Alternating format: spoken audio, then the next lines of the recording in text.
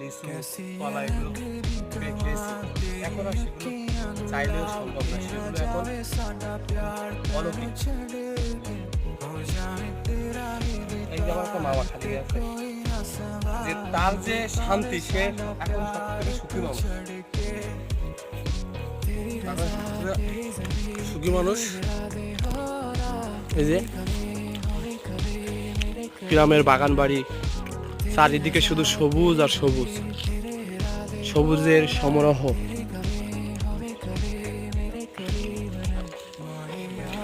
ওর viral করে দেবো।